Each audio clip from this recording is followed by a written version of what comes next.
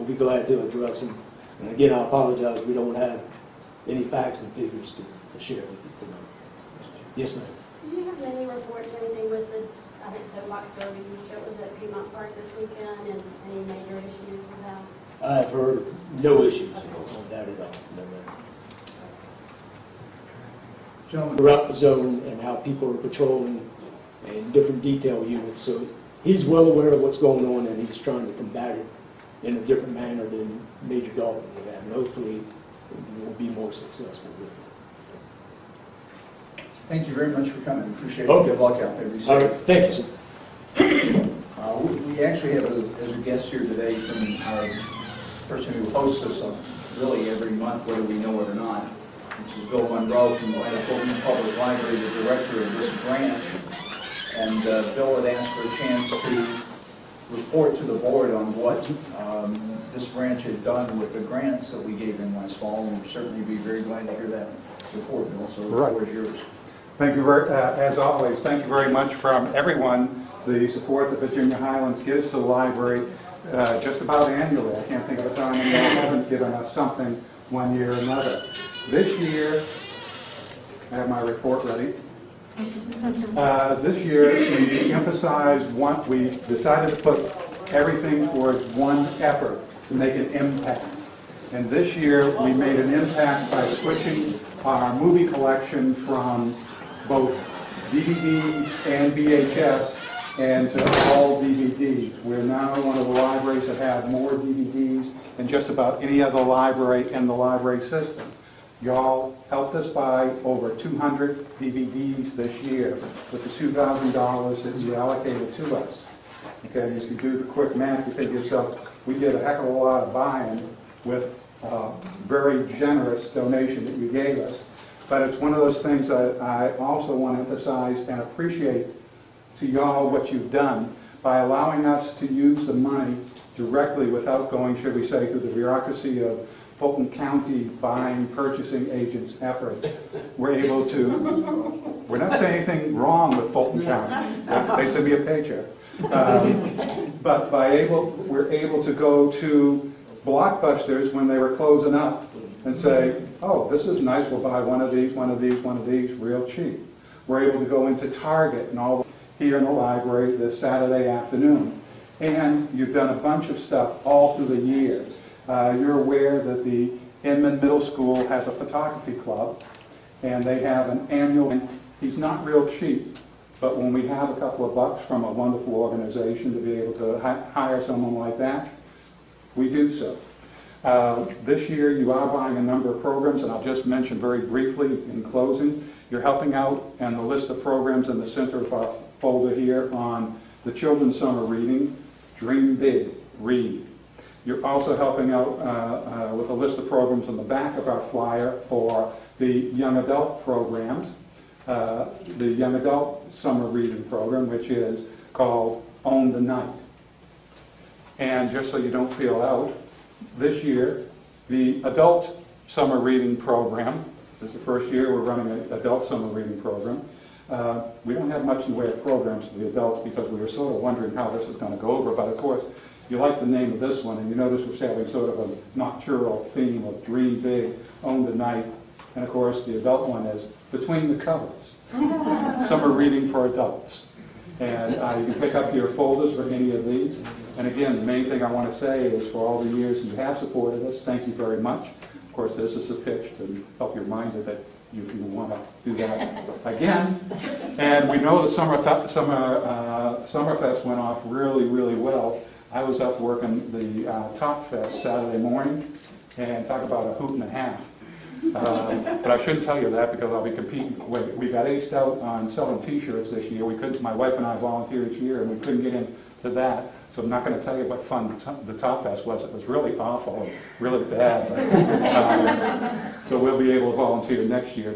Jim Kuntz and his wife Nancy were running it and did a great job. We just had a lot of fun. And I'll not detain you any longer. And thank you very much again. Thank you. Is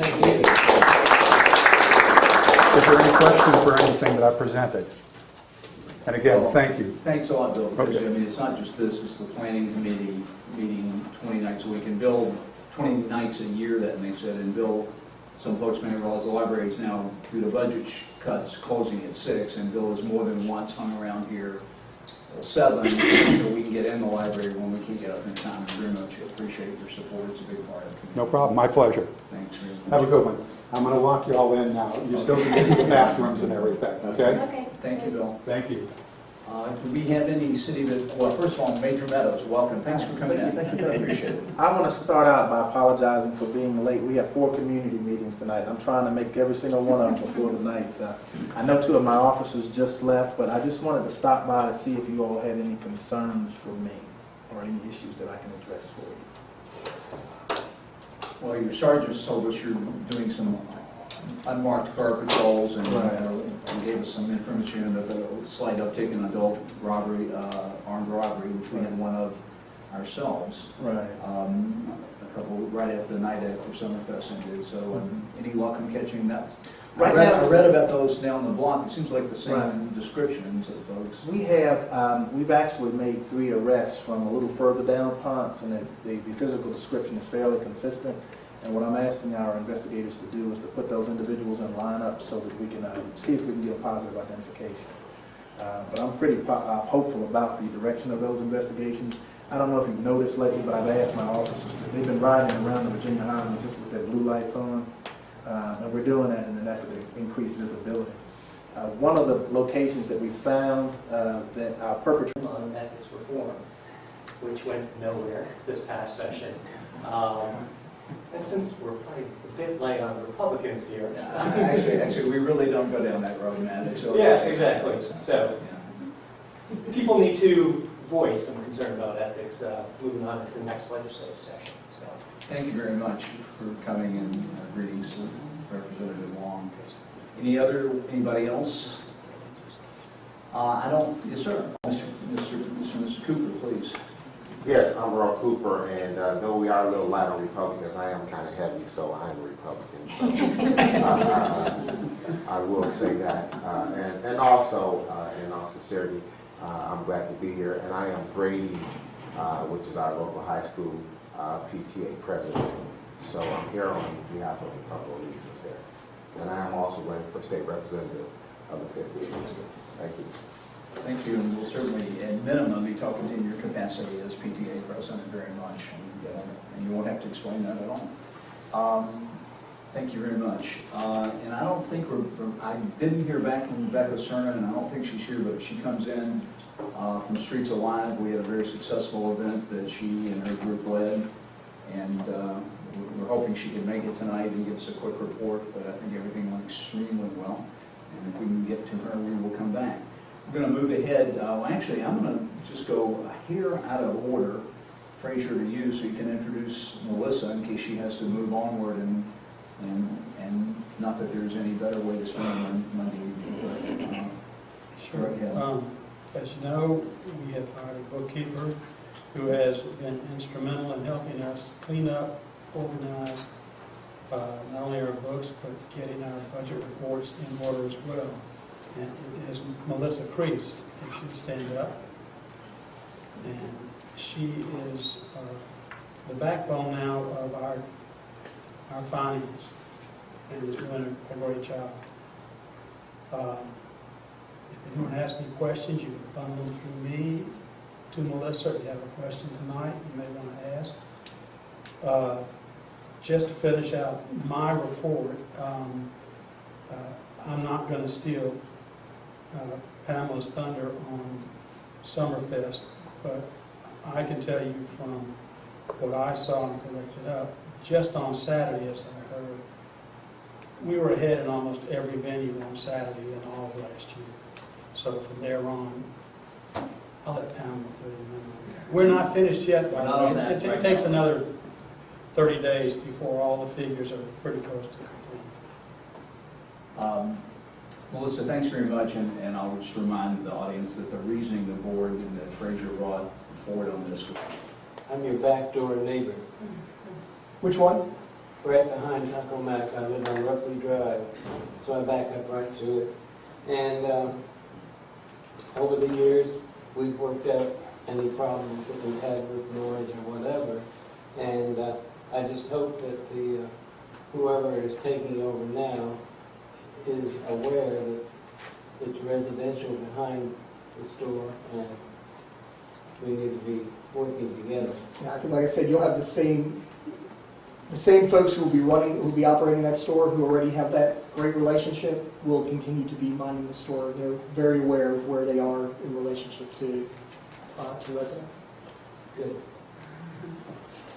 Well, so the planning committee, met with all the parties, and basically there have been setback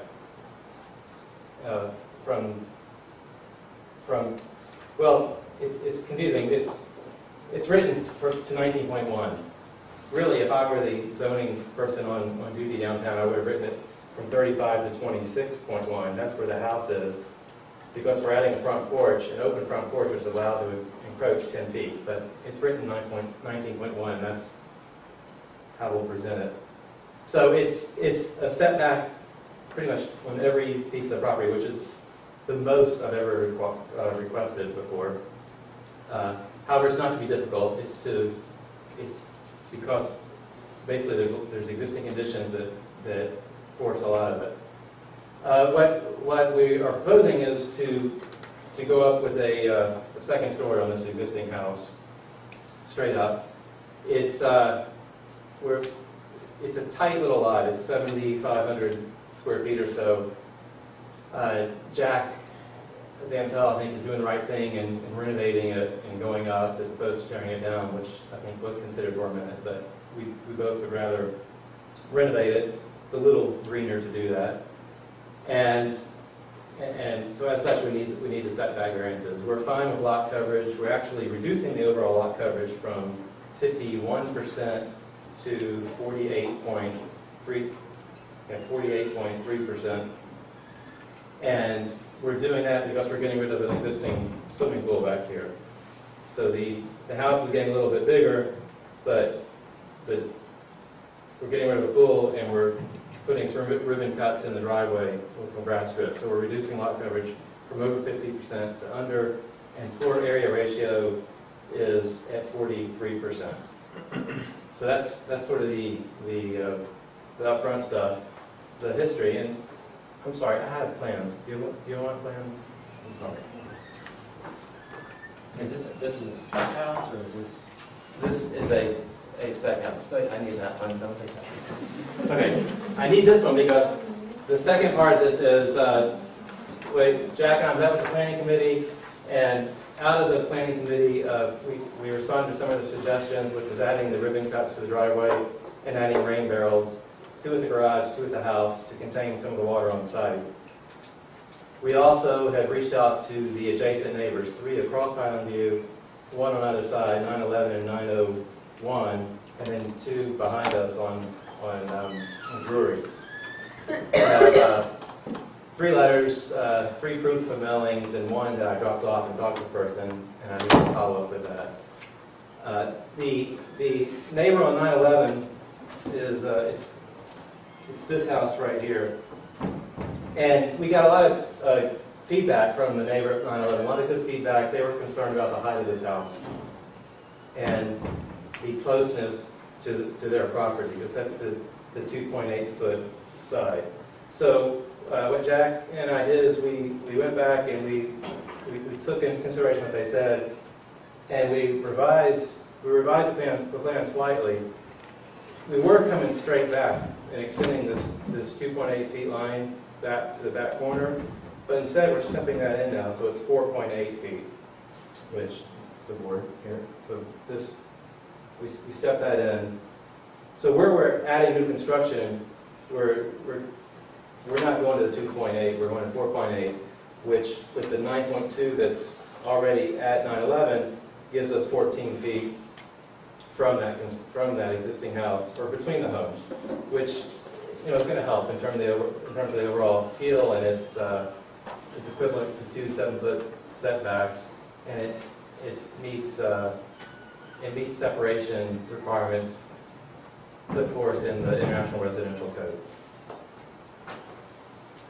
So the only other thing that I'll add is that, well, I will add that in doing that, in stepping this in, we didn't then push out the other side. We absorbed it in the house, rearranged a few things, so lot coverage is further reduced. So now we were just at 50, right around 50, and that so it took us to the 48%. So the board, I don't usually do boards, so I thought I'd do a board for this. And the reason I did, I'm going to hold it back here, is because I don't usually do houses that go straight up. Most people who are familiar with me, I do a lot of work in the neighborhood. Mostly I try to inhabit the roof line, so build out, reframe the roof or change it so I can get a second story in the roof. It feels like a second story. Given the tightness of this lot, the only thing that made sense was to go straight up. So, being an architect, having been on the historic overlay committee of Lola, and being frustrated with a lot of the infill stuff that's in the neighborhoods, I started looking more closely at the existing two-story homes to say, well, because there are a lot of them, and I was asking myself, well, why do these existing two-story homes, which is this column here, except for the top one, to these homes, why do they look good? I mean, they've been here since the 20s and 30s, as long as they're one-story homes. They're next to one-story homes. 3 sign letters, 3 notes in the mailings, and then I need to get, I handed one to a woman, but I didn't, she hasn't returned it, so I didn't get some. It'll be conditioned on that. Mark, aren't some of the trees going to be affected in the front? Yeah, And what's going to happen? there are 2 dogwood trees that are right at the edge of the front porch that are 6 inches, so they'll show up in the plan review by the arborist, but they will be affected, and that we're going to take those out. And then there's another 6-inch tree right here that's proximity to the driveway makes me figure it's probably going to be considered destroyed. Unless we can kind of jog the driveway, but I don't know if we can. Is there any replacement? There's not yet. I mean, when construction documents, we'll submit replacement, but right now we have it. There's a beautiful Japanese maple that's going to be protected right in the front. That shows this. It's in the foreground here. So, I mean, are we going to replace trees? No. I mean, in that the pool's coming out, we're going to have a nice big lawn here where we could plant a couple of trees along this fence line, I think certainly, on the east property line. Well, if you can show them on your plans that you go downtown, I thought that would be. The existing 2 dogwoods are within 5 foot of the front of that house. Yeah. And the last thing about the porch is we did have the surveyor survey the distance of the porches, I think 6 houses left and right, and we're right there kind of at the average setback. We're not coming a lot forward from the other porches. 901 is 18.8 feet from the street, and we're going to be 19.1. And then 911 is 26 for the front porch, and then the average is right around 20 feet, and we're at 19.1. Unless there's any other questions, I'll go ahead and make a motion to approve the application B1207, conditioned on the site plan currently dated 5/31/12, and that is stamped by the city, and the receipt of the proof of mailing, or the letter to come back from the one neighbor. Wait, the one you gave us is dated 5/31. The one you just passed out, the one that shows your new revisions? Right, the revised site plan is 5/31. I was thinking it was 6. I thought you said. Oh, I'm sorry. Wait a minute, you haven't filed those. 6/31. Yeah. No, it's 5/31. Y'all haven't gone downtown. It's not a date stamp. It has No, my it's not that stamp. it'll be, It has my date condition on that it. it will be stamped, but Well, I want to condition that on the signed copy of the plan you're giving us right now, that y'all can sign, and then you'll produce a date stamp plan from the city for the NPU. That's fine, that's routine. Yeah. So it's conditioned on that. Okay. But I think what was just representing Got it. my date Go ahead. versus the original drawings, which were dated. Is there a second to this? second. Further discussion?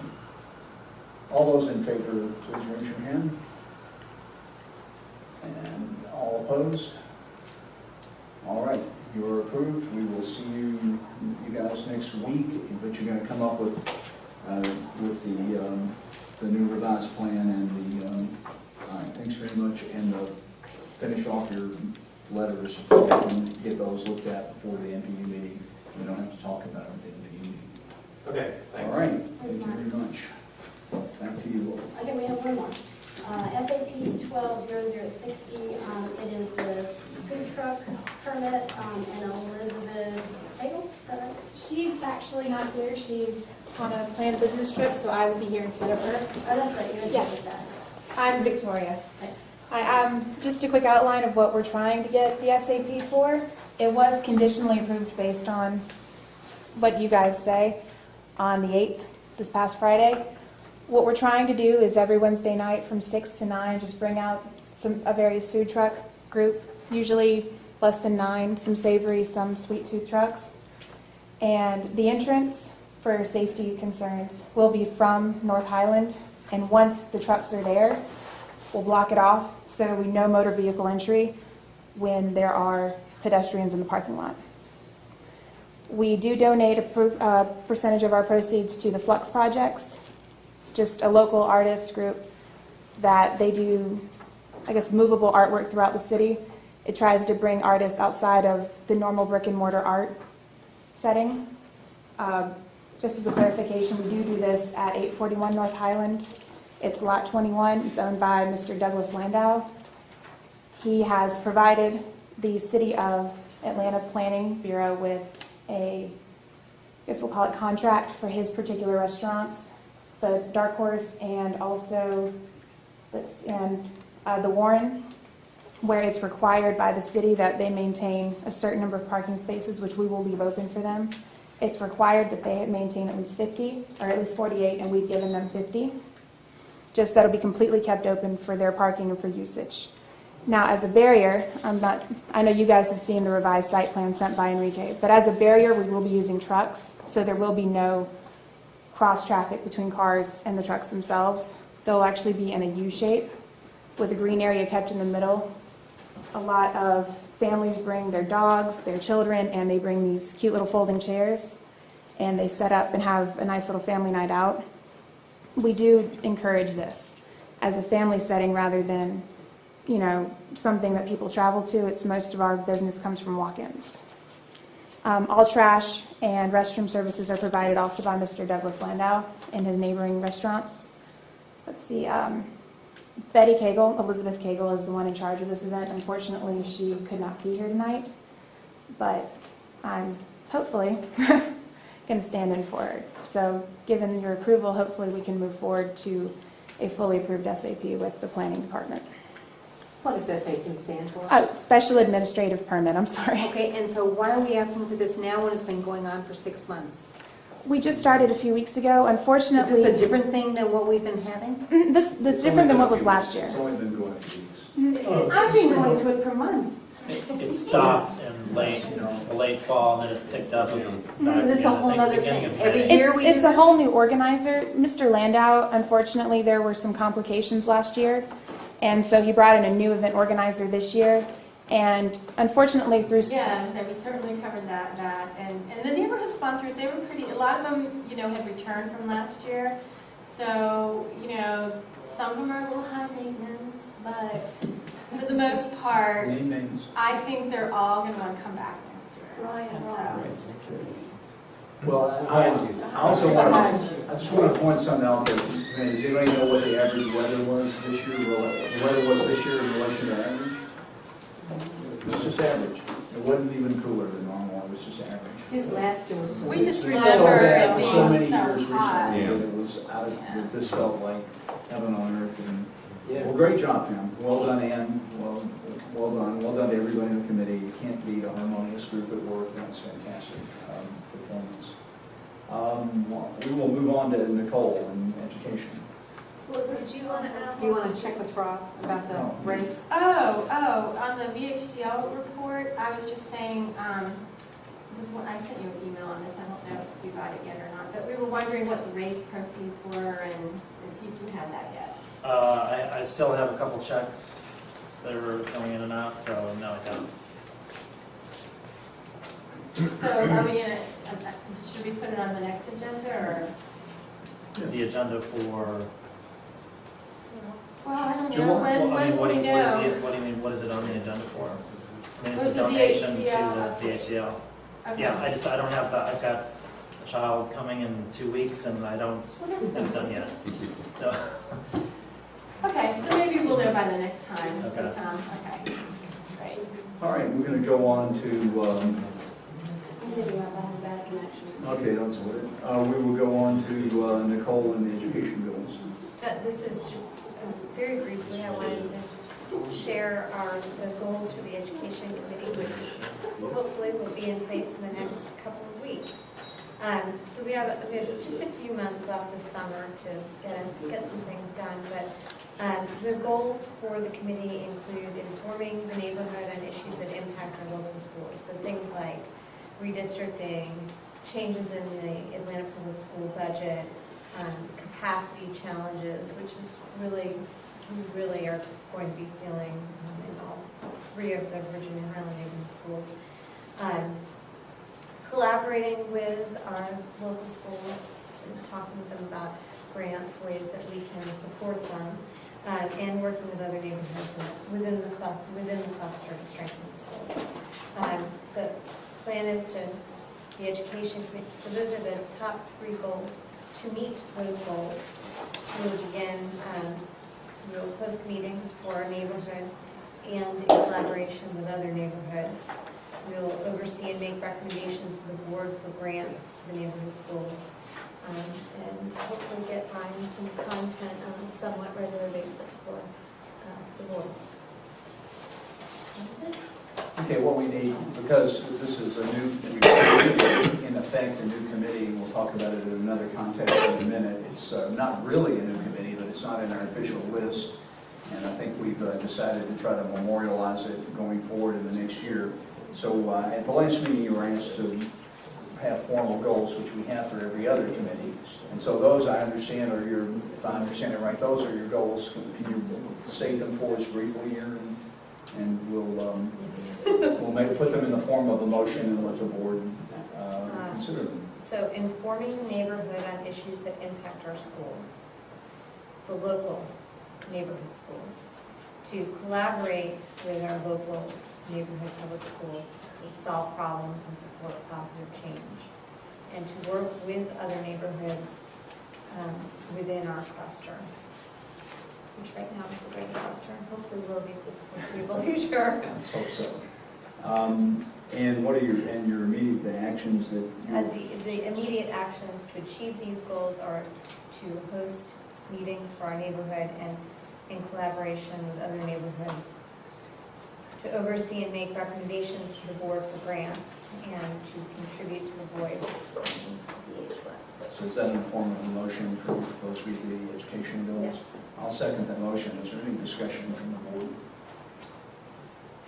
Questions from the floor?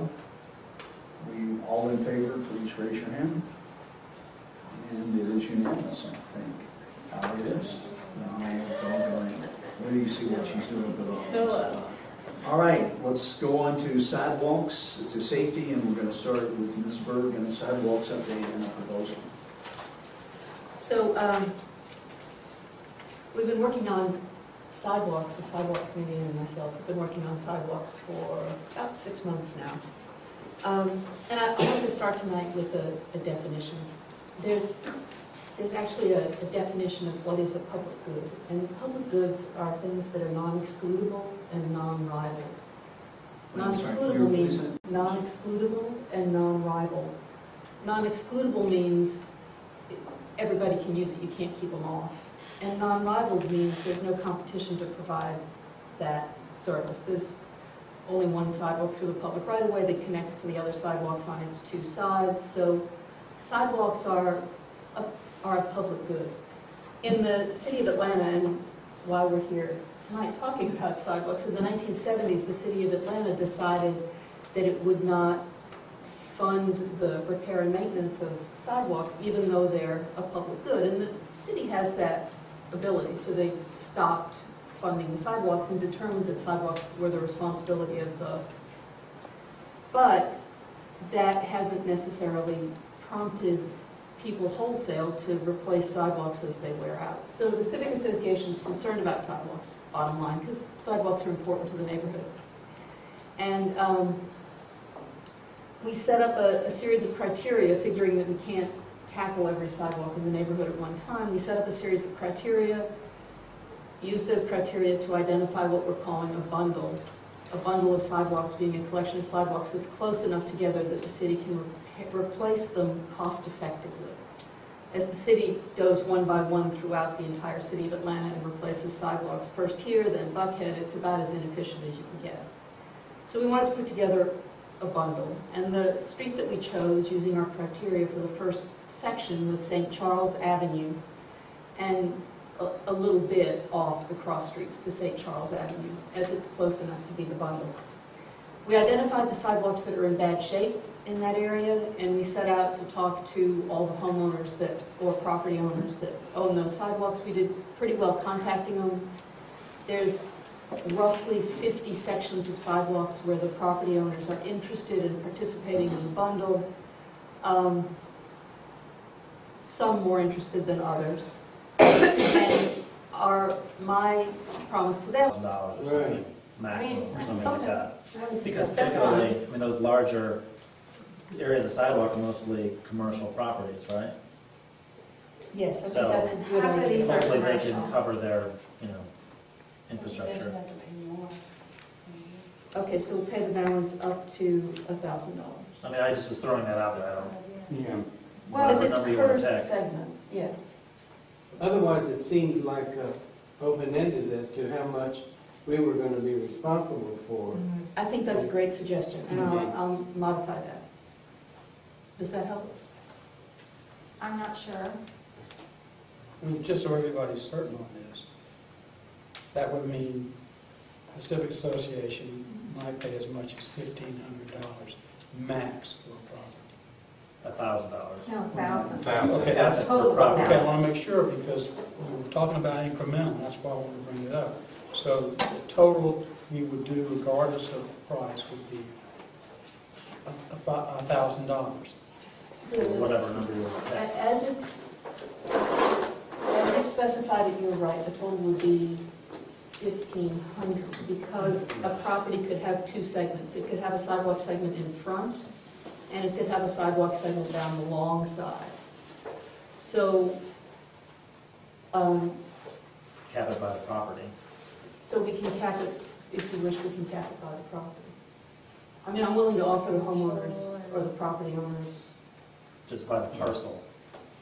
Do you feel like it's worthwhile to consider making a distinction between a commercial property that's a per-profit venture for the person who owns it versus a home occupied residence? I think that there's a distinction between the two properties. I think a homeowner, perhaps we could make an exception for them if they're low income, if they're unable to pay. I think that's a different category than a business owner who owns a commercial property where he makes money off the rentals, and it's to behoove him to improve his own property to attract nicer tenants and get higher rents. I think there's a difference in the category of pieces of property that you're looking at. Actually, you would think so, but it goes the other direction.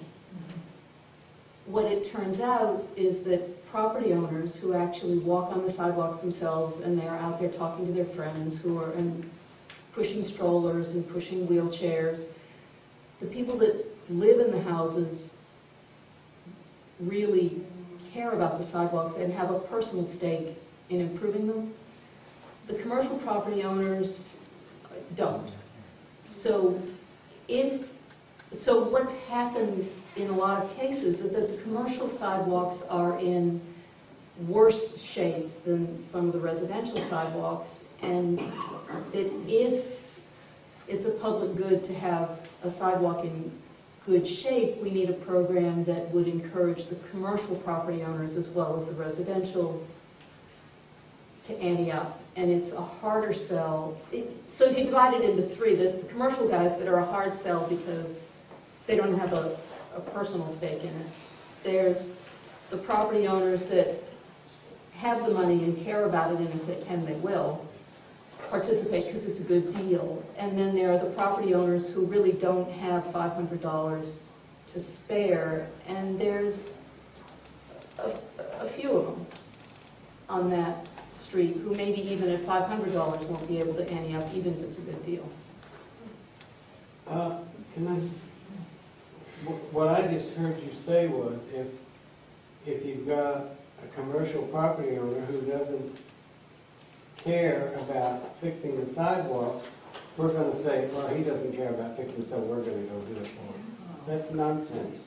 Well, let's think about that. I think for most of the properties along St. Charles, if we make an offer that's a good business proposition, and I think what we're talking about, not the $4,000 one, but I think in most of these instances where it's actually a good value, what we're offering at a reasonable cost to the association and a reasonable cost to the commercial property owner, I think we'll get a decent response because it's a good value for them to improve their property. There are a couple, 908 being the flaming example of. There is a business association too. Yes. It seems like to me they could become involved in the commercial properties and work with you, trying to convince some millionaire business person that he needs to pay for his own sidewalk without the civic association having to pay. Pam's got her hand up for a while. Yes. Well, I know I sent you my concerns earlier, Peggy. First of all, I mean, I know you did a lot of legwork, and thank you for doing that. I know nobody disagrees that having good sidewalks is a good thing, and that it's a benefit to everyone, and it's a safety concern if we don't have sidewalks. I guess my concern is really sort of threefold. First of all, I just think that subsidizing should be a last resort as opposed to the first sort of option given to people, because, you know, there really are, and I also fundamentally, unless somebody can't afford it or they're on a fixed income, then I think by all means have a program around that. But fundamentally, I just don't feel we should be spending VHCA funds on something that a homeowner has the duty to pay for themselves. And once you start doing that, then what about all the other people who do the right thing and repair their sidewalks? Then, you know, are we going to incent them to just come to us for money that, you know, at that point we're just throwing it away because they would have paid for it themselves, but for the fact that, you know, we've got this program. I feel like, you know, you don't want to have a stick, you want to have a positive program. From what I understand, one of the biggest hurdles is, you know, just getting somebody out there to do it. And I think your idea of putting together kind of a turnkey program where you get a cluster of sidewalks, you know, you go to these people and you say, here's what the cost would be, you just need to pay, and we'll get the contractor out there, we'll get the city to contribute their portion for the tree damage. You kind of just hand it to them and say, you know, we've done all the legwork, Mr. Homeowner, just pay us, you know, what the cost is. To me, that's the first step, not going to that property owner and saying, hey, I'll give you $500 if you do this, when they may have do it on their own, and we don't have to pay them any money.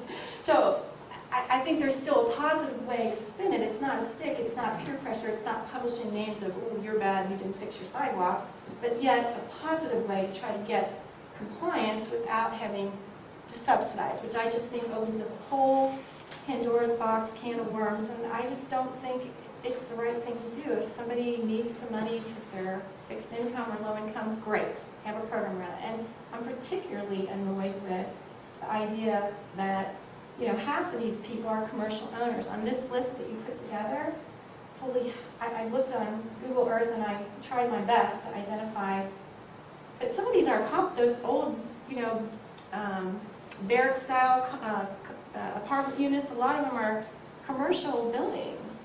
Why in the hell would we give them $500? That's my 2 cents. Because it's a public good, and if you want a public good, which is a sidewalk, you don't say to some people, this is a public good to you, but not to you because you own a business. No, Or this you is a go public good to you because you don't have a lot of money, but not to you because you go to everyone and you say, you have a duty to fix your sidewalk, I'll help you get a program in place to do it, make it easy for you, but you need to fix your sidewalk and you need to pay for it. I think the difference is other similar public goods are supported by tax dollars. I mean, really, I think the fault falls to the city for not maintaining sidewalks as they should out of tax dollars. I mean, you know, yes, streets, electrical grid, it's all public good, and it's maintained by service fees and tax dollars, and that's the difference here. So in this case, in the 1970s, the city decided that it was just going to stop funding this public good.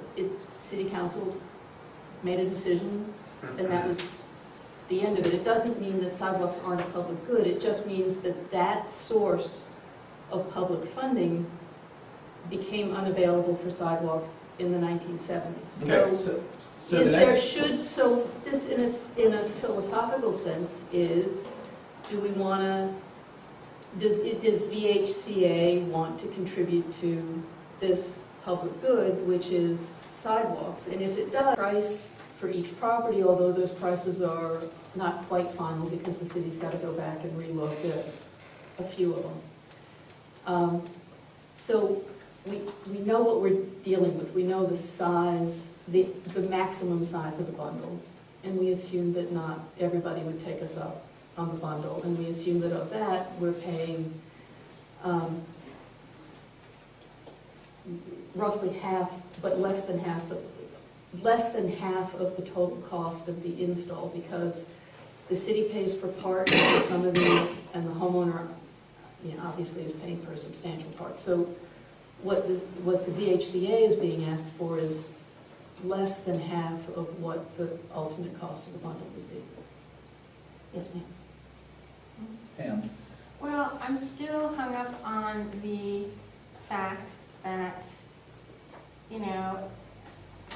the idea of the bundle and getting the contractors and just sort of handing a solution to these property owners on the silver plate, the actual construction, making it easy for them, that's a brilliant idea. And I just wonder how many of these people would sign up just on that, just because we're doing that.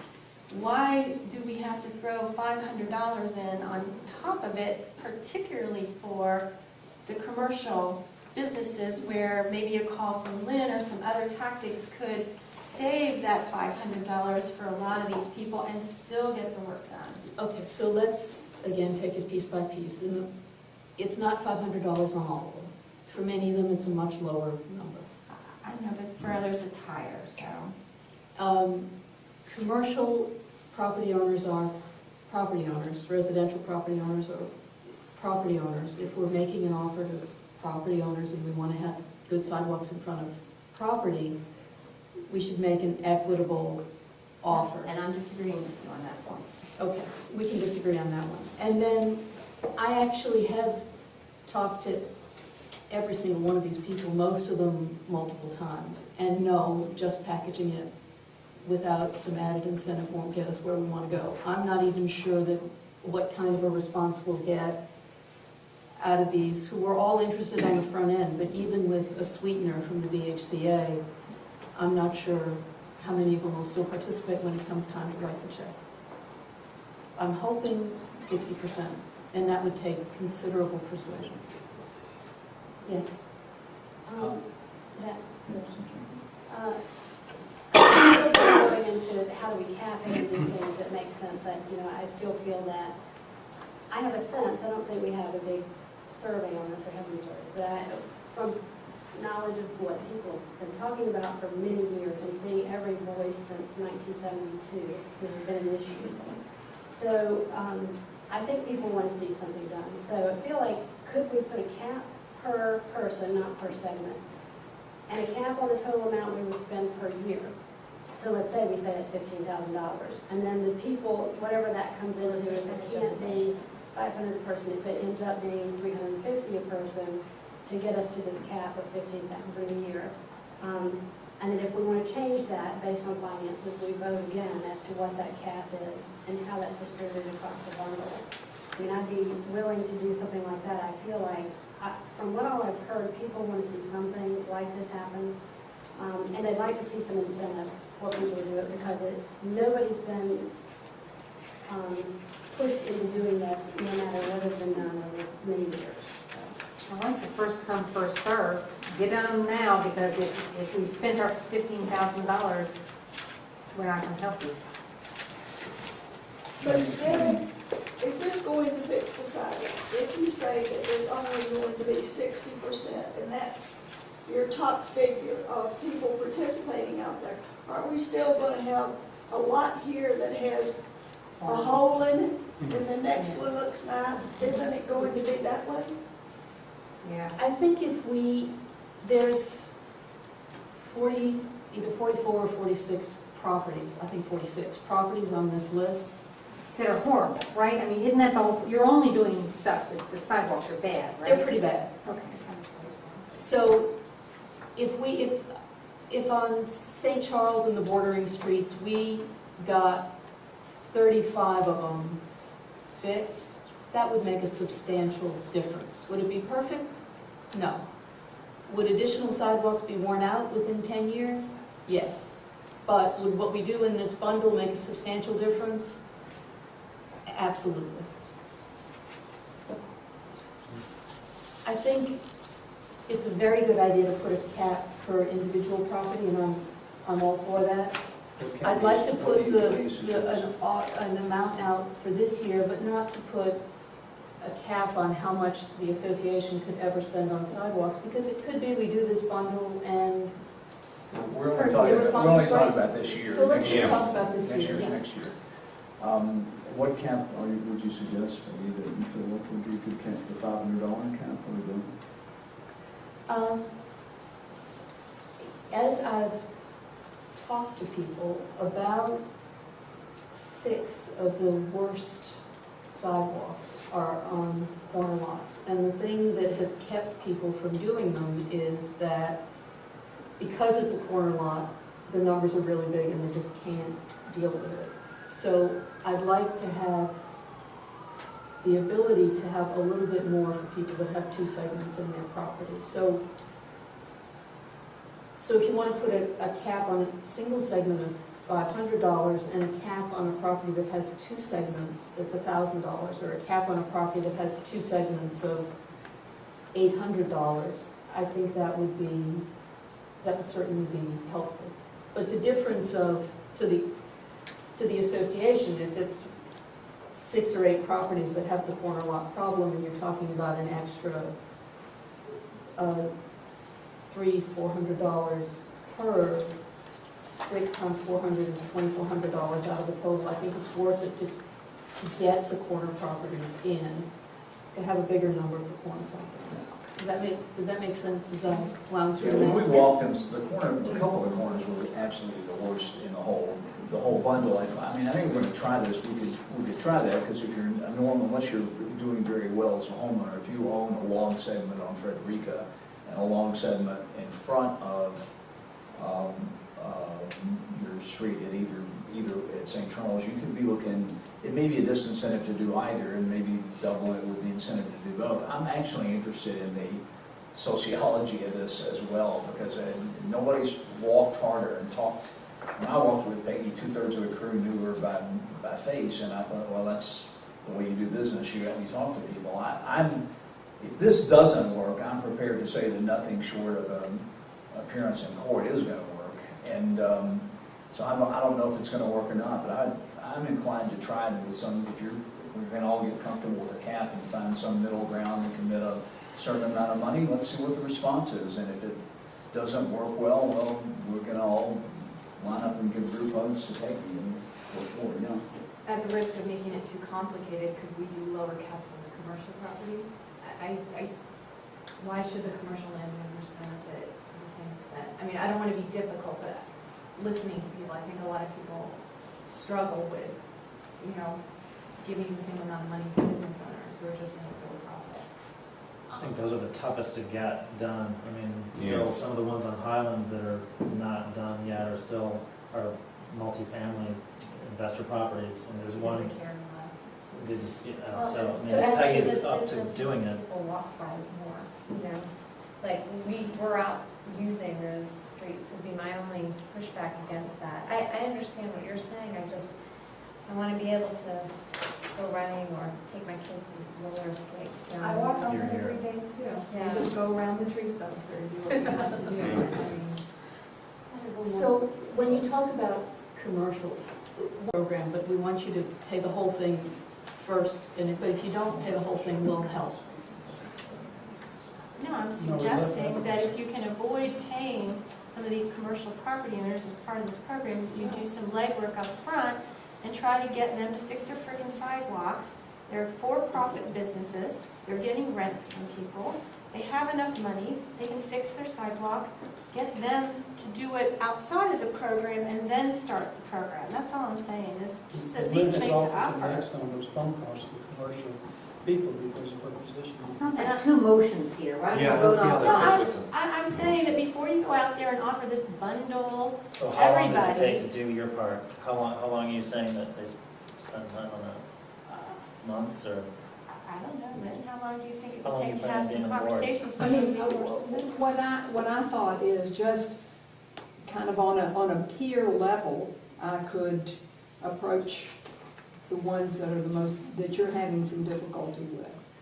That would It'll be another great. voice, it'd be another representative to talk to them on a peer level, and that might make a difference. And I'm saying that, you know, for some of these people, just you having this program and getting the contractor out there and making it so easy for them, we might not have to pay everybody. That's all I'm saying. Can we then approve this right now for the bundle of residents in the bundle and say that we will bring, basically do what we're talking about with the commercial businesses and let them know we're scheduling this for this time and these people will be out here, it'll be very convenient for you, and see if they will come on board. So right now, just approve it for the residences. I can't differentiate in all cases.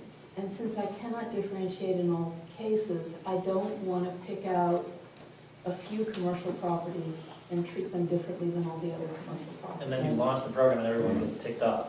Right. That's the, You can differentiate between an apartment house Yeah. and an unknown, whether it's a rental house, which typically you don't really think of so much as a commercial property, but a property owner that's rented out their house. But an apartment house is pretty clear cut. And frankly, if we can save $3,000 by going to these people that own these barracks and make them fix their sidewalk outside of having to give them money, then hell yeah, it's worth it. So basically, we could start. So having talked to the people who own the barracks, and they're still not fixing the my sidewalk. desire, my goal would be to get them to participate in the bundle. And my belief is that if there's an incentive, they'll participate, and if there's not an incentive, they won't. And I have talked to them, and I will have to go back and talk to them again, and getting them to participate is a stretch, and I would love some help getting them to participate. Just getting them to participate is a stretch. I wish it wasn't that way. That's not how I run my business, but I've spent a lot of time talking to these people. They already know about the program. Have you already offered them something like this with the bundle? What I've told them is that we were working on a bundle. I was going to ask the VHCA for some sponsorship for the bundle, and I was going to ask the city to come out and evaluate the segments to see which ones the city would have a piece in, and that then I would get back to them with an offer, basically. Okay. It would not be like starting from ground zero then. No. They already. They may not remember. We've been messing around waiting for the city for My a thought couple of was, months. you know, what is the problem with your fixing your sidewalks? I mean, I would go in straight with that. Yeah. With them not getting anything. But if they've already been offered something. You spoke to Right the back to apartment owners like some that Braden is managing for them? You've spoken to those apartment owners? Some of the owners and some of the managers. I tell you what, I'd like to see where we stand on this. I mean, unless there's anybody's got any radically better ideas, I'm just trying to take the pulse here where we stand, and let's see if we can move toward some resolution of this, and I think it's possible that we can. There is a motion on the second, it's been seconded on the floor. So I think we'll second. No one seconded. I'll second. There's now a motion and a second on the floor from Mr. Gross, 800, and Mr. Glancy, 800 per, the motion is, let me read my own motion, $800, we're going to allocate $15,000 total to be expended in the following manner: not more than $800 per property, not more than $500 per segment, and in any case, not more than 50% of the property owner's case We're not differentiating under this proposal, though it could fail and we may amend it, between commercial and property owners. And I'm going to just make the following notion about it. I'm voting for this because I have some reservations. I have some of the same theoretical reservations that Pam did, but I think the time to make these known for all of us was before we launched this astonishing degree of work. And I also will tell you privately, Peggy, as I told you the other day, I really expected you to quit and dissolve into a puddle of tears and dismay at the condition of humanity, like every other person that's tried to run this program has at one time or another, male or female. I have as early as next month. We did, in fact, Fraser will bring in a budget report. We'll be able to see what we spent on the first one, which is a little more than half, 65% of what we appropriated. No, it's not a mistake, it's just the way it was. There are actually ways to lower those costs, I think. But I join Brian in thinking that we all ought to look carefully at the value and huge cost of distributing the voice printed, and I would really be tempted personally to, that's my inclination, is to drop the next and to spend the money more effectively in other ways, is my opinion, but I'll be glad to hear everyone else's piece of that, and I would like to schedule that for next month. Brian, can we do that and have a thoughtful discussion on that? And if you want to post some points, I'll be glad to chip in what I think, and if folks have reservations, we'd be happy to hear those. I don't want exactly a blog, but we can run a blog through Brian and you can extract it, so maybe something like that. I'd be happy to. We can gather some input as to the pros and cons of going forward with that Hall voice, and for that matter, what we do after that. I think that would be fine. But and if the tour folks want to chime in and think that has a big impact, we can listen to their arguments. But I would keeping in mind it arrived at homes after the tour last year. Yes, I think we can probably learn a couple lessons. I will just tell you right now, I'm convinced we can deliver the damn thing by hand, paying $15 an hour to muscular, half-intelligent college students, 17 for fully intelligent ones, and do it for less money than the mail. Do it quicker and for less money than the mailing service. Let me just believe say, it with all my heart. having just heard what Brian said about the home tour issue arriving after the home tour, we had the best home tour ever last year. And if we did it without the benefit of the voice being there. That'll be a good discussion point for next month, and we'll be able to have it then. And that's, I think those are the only most important points for me. Okay, I'm sorry, John, in my haste to, and I've not only skipped over a parks item, but I skipped over, certainly did not mean to. Do you want to defer your mid-year report on goals till next month as well? Yes. Yeah, let's do that. Do you want to report briefly, and I will fill you in afterwards about an earlier thing that happened? Do you want to fill briefly on our meeting that we're having Wednesday night? Yes. Just real quick. Yes, we are having a meeting Wednesday evening to try to bridge a gap between the Civic Association and the Business Association and work with all parties concerned to try to get more business owners to maintain the public areas around their businesses. Sidewalks. Yes, sidewalks, curbs, etc. Okay. Yeah. It's good. We, the board and their board. Where's it going to be? Yes. The meeting will be at 6:30 at Aurora. At Aurora, yeah. And Juliet White is coming from the Virginia Island Business Association, so we feel optimistic that we can start talking about potential solutions, so please attend if you would like. That would be great. And it's going to be where? 6:30 at Aurora. Aurora. That's right. You know what, the good news is we can wad the results up into a paper airplane and throw them to you. Yeah. I'll be there. In fact, if you want to throw a can over, you can participate by a can. This Wednesday, yes, this Wednesday it'll be exciting and fun. I am optimistic. I think it would be a cool thing to do, and we all can see some. We're thinking. God help us. Let me go back to John Howell report, park report, and before we've got a couple more things to go in next steps. Shall I do it because you missed the meeting because you were lollygagging around at the beach for work? She had to work at St. Simon's, it was really wrong. And I didn't step foot on the beach, okay. so the process we've reported on before is underway, continues underway. We're meeting with the volleyball, but Peter Frawley continues to make refinements on the big picture plans as we continue to walk through. We're going to be ready very soon.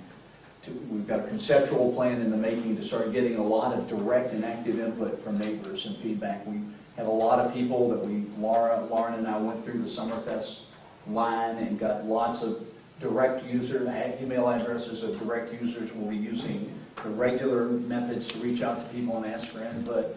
Our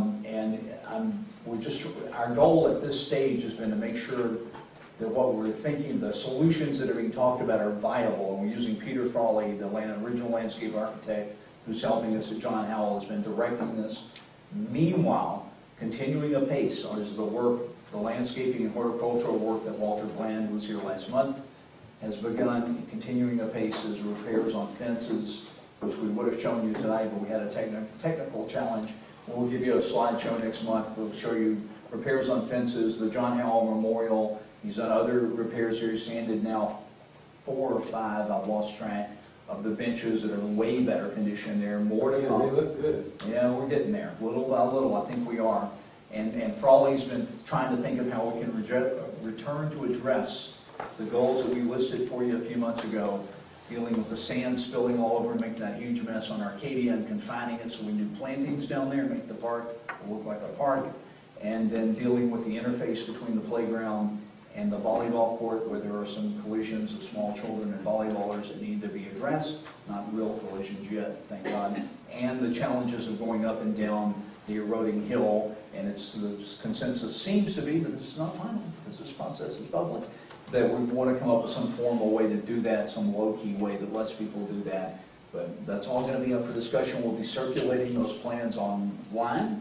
We'll be sending them around. These are conceptual plans. We'll be scheduling some meetings and asking for input. And the reason we're pushing is that Lauren and I met with Park Pride and the Parks Department, and we think we have a crack at applying for a Park Pride grant this fall that can help finance a great deal of this. You will also notice, I hope, that the Parks Department has replaced some of the broken globes, but not necessarily the lights that are broken, inside the park, and there is pending leak. The leak you saw in the slideshow last month was a City of Atlanta, I didn't want to stop the show, well, City of Atlanta water line leaking on ours, and we're continuing to do our persuasive best, and we'll be meeting with them again this week, Ms. Curry. Remind me how much the Atlanta volleyball is making in a monetary contribution. Well, their tentative agreement to us, which we will memorialize and proceed with, is that they have committed to trying to pay for half of the improvements around the volleyball. And we've confirmed the chair of Tour of Homes, and we never confirmed your Summerfest committee, so I don't know how you got through and were able to get anything done without our confirmation, but somehow you did. Is there any other committee, Brian, do we have anybody that we have not confirmed? Yes, I need to actually go to them in a Laura Boyce and that, and Eleanor Baranoff. Okay, so with that list in front of us, I hope you typed quickly, I move that they all be confirmed as members of the committees to which we listed them. Any discussion?